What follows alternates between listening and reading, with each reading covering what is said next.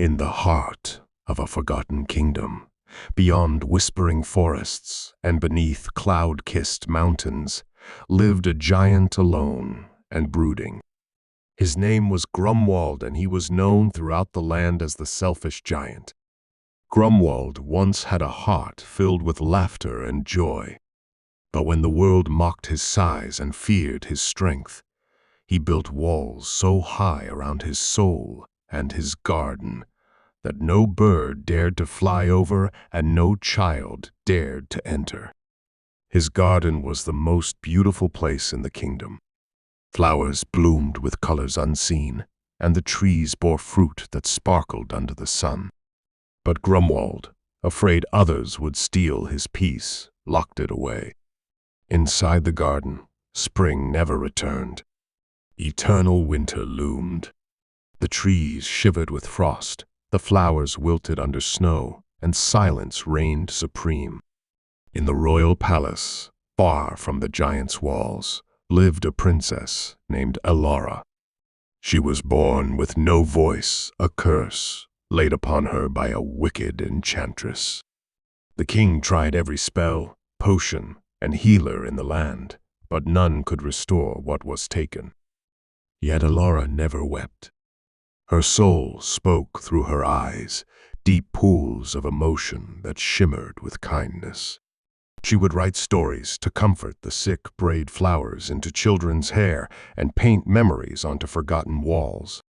But behind her grace, she longed to speak just once, to say "I love you" to her father, or sing with the birds she so adored. One night, Alara dreamed of a frozen garden and a giant who wept under a dead tree.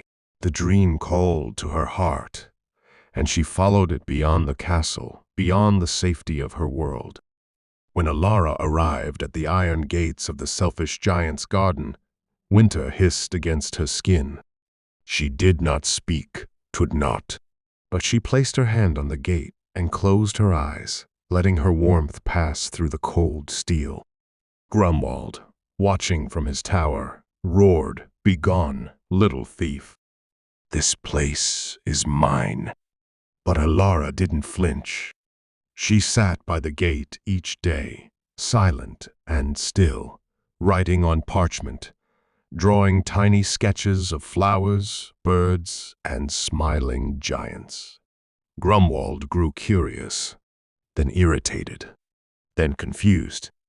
On the 7th day, he opened the gate not to let her in, but to demand an answer. "Why do you come here every day, mute little girl?" he asked. She held out a sketch of him, standing beneath a blooming tree, children playing at his feet. He laughed bitterly. "You draw lies." She shook her head and pointed to his heart. Alara returned every day, tending to the frost-bitten flowers with gentle hands, humming soundless songs, leaving notes like prayers upon the trees. Grumwald, watching her from afar, felt a stir in his chest, a soft, aching thaw. One morning, he awoke to the chirp of a bird, the first sound in decades. He ran outside and found Alara asleep beneath the old, withered tree. Above her, a single blossom bloomed. Something inside him broke. He fell to his knees and whispered, "I don't know how to say sorry." Alara opened her eyes, touched his hand, and smiled a smile soaked with forgiveness. That day, the gates opened forever. Children ran into the garden. Birds sang. Spring returned. But the magic that held Alara's voice captive grew restless. The enchantress, bound by dark laws, appeared in fury. "You have entered forbidden places, girl. The price is to be paid." Grumwald stood between them. "Take my voice instead, or my life." "But she has suffered enough." The enchantress laughed. "You would give your soul for hers?" He nodded. "Very well." With a flash of sorrowful light, Grumwald was turned into a statue of stone, towering beneath the old tree.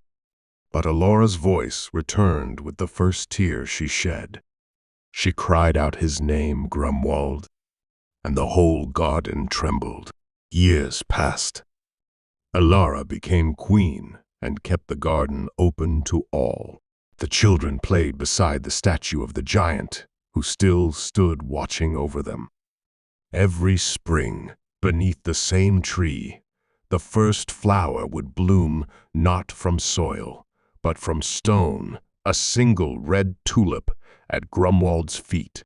Alara would visit, sing to him, and whisper, "You taught me silence has power, and I'll speak your story forever." And somewhere, in a world beyond words, the selfish giant smiled.